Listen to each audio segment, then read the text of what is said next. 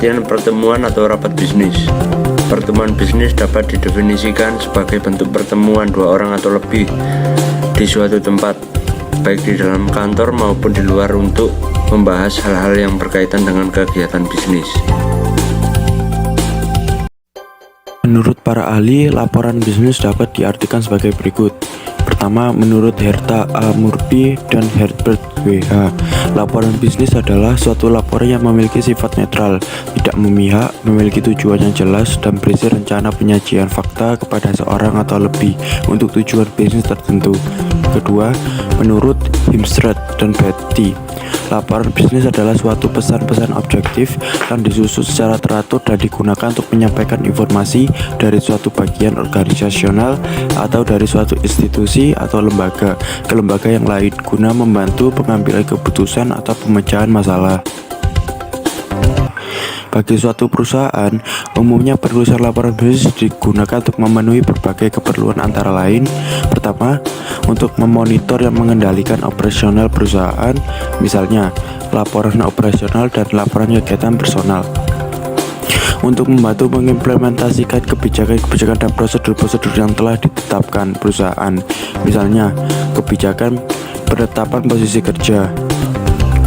Ketiga, untuk memenuhi persyaratan hukum dan peraturan-peraturan yang berlaku bagi perusahaan, misalnya laporan pajak, laporan analisis dampak lingkungan, dan laporan ketenagakerjaan. 4. Untuk mendokumentasikan prestasi kerja yang diperlukan baik untuk keperluan internal maupun eksternal, misalnya laporan perkembangan dan laporan akhir suatu kegiatan. 5. Untuk menganalisis informasi dan memberikan bimbingan bagi pengambilan keputusan-keputusan atas isu-isu tertentu, misalnya laporan penelitian atau riset. 6. Memperoleh sumber pendanaan atau membuka bisnis baru, misalnya proposal penjualan. Menurut fungsinya, suatu laporan dapat dibedakan atas dasar untuk memberi informasi atau untuk analisis. Laporan memberikan informasi, yaitu menyajikan fakta-fakta dan rangkuman yang terdiri atas laporan perkembangan, laporan semester, laporan triwulan. Laporan bisnis dapat dibedakan atas: pertama, agenda, suatu dokumen yang ditulis sebelum suatu pertemuan berlangsung. 2. Resolusi, laporan singkat yang secara formal berisi pengumuman hasil konsensus dalam suatu pertemuan. Notulen, laporan resmi dalam suatu pertemuan yang berlangsung. Laporan pertemuan, laporan resmi yang cakupan bahasanya lebih luas dan berisi hasil-hasil pertemuan atau konferensi penting. Persiapan penulisan laporan bisnis. Definisi masalah, tujuan, dan ruang lingkup. Tahap pertama perencanaan adalah melakukan analisis masalah yang mencakup tujuan penyusunan laporan. Kedua, pertimbangan siapa yang akan menerima laporan. 3. Tentukan ide atau gagasan. 4. Pengumpulan bahan yang diperlukan. 5. Menganalisis dan menafsirkan data. 6. Mengorganisasi data dan mempersiapkan kerangka akhir. Bagian pokok laporan bisnis. Pertama, pendahuluan. Kedua, memberi kuasa. Ketiga, layout atau rencana presentasi. Keempat, masalah. Kelima, maksud penulisan. 6. Ruang lingkup. 7. Metodologi. 8. Sumber-sumber primer atau sekunder. 9. Latar belakang. 10. Definisi istilah. 11. Keterbatasan. 12. Rekomendasi. Penulisan laporan singkat. A. Karakteristik laporan singkat. Kebanyakan laporan singkat hanya mencakup materi pendukung yang relatif sedikit bagi pencapaian komunikasi yang efektif. Laporan singkat itu sendiri dapat terbentuk memo ataupun surat yang terdiri atas 1 atau 2 halaman. Secara umum, laporan singkat dalam dunia bisnis jarang dilengkapi dengan preliminary parts seperti lembar halaman judul, surat pengantar, daftar isi, dan rangkuman atau abstrak, karena hanya terdiri atas 1 atau 2 halaman saja. Oleh karena itu, laporan singkat lebih menekankan pada tubuh, body, suatu laporan yang mencakup pembukaan, hasil temuan, bahasan, dan bagian penutup.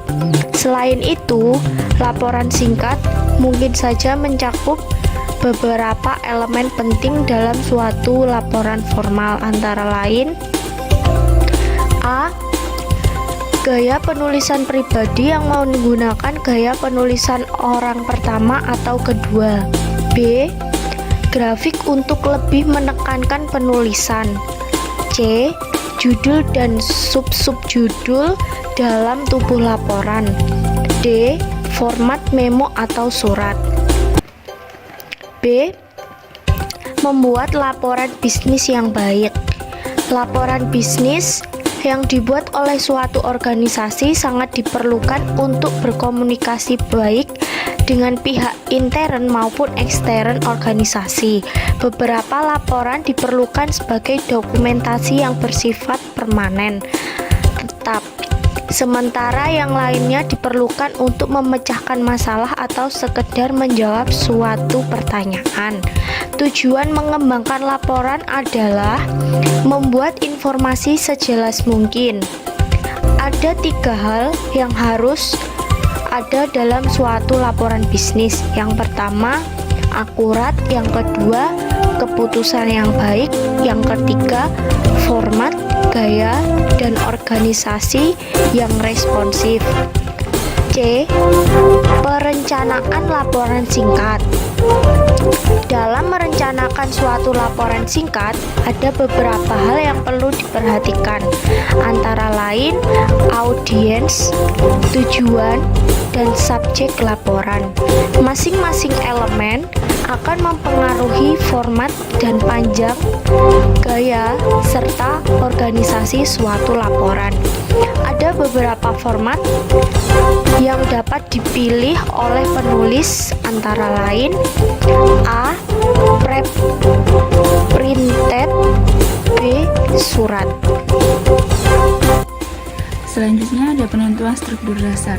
Selain memutuskan format dan panjang suatu laporan, hal penting lainnya yang harus diperhatikan ialah penentuan struktur dasar. Ada 3 masalah yang biasanya muncul dalam menentukan struktur dasar, yaitu: A. Informasi apa yang seharusnya dimasukkan? Apa semua data akan dimasukkan atau akan mengeliminasi beberapa data? B. Pendekatan psikologis. Apa yang sesuai dengan pembaca tertentu? Apakah menggunakan direct order atau indirect order? C. Metode apa yang akan digunakan agar materinya jelas dan meyakinkan? Apakah akan menggunakan pengorganisasian suatu topik atas dasar tingkat pentingnya, urutan kronologis, lokasi, atau kategori? Atau apakah akan mengorganisasi ide menurut suatu argumen yang logis? Pengorganisasian laporan singkat, pengorganisasian memo, dan laporan informasional. Laporan informasional memiliki satu tujuan dasar, yaitu menjelaskan sesuatu dengan istilah yang tegas.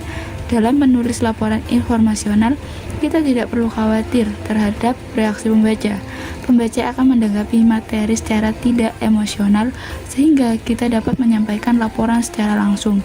Yang seharusnya kita perhatikan adalah pemahaman atau pengertian pembaca. Informasi harus disajikan secara logis dan akurat, sehingga pembaca akan mengerti dengan tepat apa yang dimaksud dan dapat menggunakan informasi dalam cara yang praktis. Laporan informasional terdiri atas suatu laporan periodik atau berkala dan laporan aktivitas personal dalam suatu konferensi. Laporan periodik atau berkala. Laporan periodik adalah suatu laporan internal yang menjelaskan apa yang terjadi dalam suatu departemen atau divisi selama periode tertentu. Tujuan laporan periodik adalah untuk memberikan suatu gambaran bagaimana sesuatu berjalan, sehingga manajer dapat mengikuti perkembangan dan dapat melakukan koreksi jika perlu. Kebanyakan laporan disusun berdasarkan urutan berikut: 1. Peninjauan atas tanggung jawab rutin. 2. Diskusi atau pembahasan proyek khusus. 3. Rencana periode yang akan datang. 4. Analisis masalah atau problem. Laporan aktivitas personal atau individu. Laporan personal berisi suatu deskripsi individual terhadap apa yang terjadi selama satu konvensi atau dalam perjalanan. Tujuan laporan ini untuk menginformasikan kepada manajemen terhadap setiap informasi penting atau keputusan muncul. Pengorganisasian laporan analitikal berbeda dengan laporan informasional, yaitu untuk mendidik pembaca. Laporan analitikal dirancang untuk melakukan persuasi kepada pembaca agar dapat menerima suatu kesimpulan atau rekomendasi. Contoh laporan analitikal yaitu sebagai berikut. A. Laporan justifikasi, usulan intern yang digunakan untuk melakukan persuasi kepada manajemen puncak untuk menyetujui suatu investasi atau proyek tertentu. B. Usulan bisnis baru di luar klien. Usulan untuk pihak luar klien dimaksudkan untuk memperoleh produk atau proyek yang diterima oleh bisnis atau pemerintah di luar klien. C. Laporan troubleshooting. Laporan troubleshooting adalah dokumen yang berorientasi kepada keputusan yang disusun untuk kepentingan manajemen puncak. Jika kita ingin agar pembaca berkonsentrasi dan mudah memahami ide-ide yang kita buat, maka kita perlu memberikan suatu argumen yang logis dalam laporan. Namun, jika semua masalah dapat diatasi dengan rencana organisasional, beberapa laporan analitikal disusul melalui keputusan antara yang pro dan kontra. Laporan analitikal juga dapat disusun dengan membandingkan beberapa alternatif dan serangkaian kriteria yang ada. Yang terpenting adalah bahwa kita memiliki suatu struktur yang sesuai dengan proses yang akan digunakan untuk memecahkan masalah. Tujuannya adalah untuk memfokuskan perhatian pembaca atas kesimpulan dan rekomendasi secara rasional.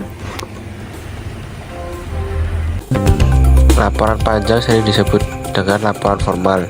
Salah satu yang membedakan dengan laporan singkat, laporan informal bukan saja terlihat dari banyak sedikitnya halaman, tapi bentuk atau format laporan itu sendiri. Secara umum, jumlah halaman laporan formal lebih banyak daripada jumlah halaman laporan singkat.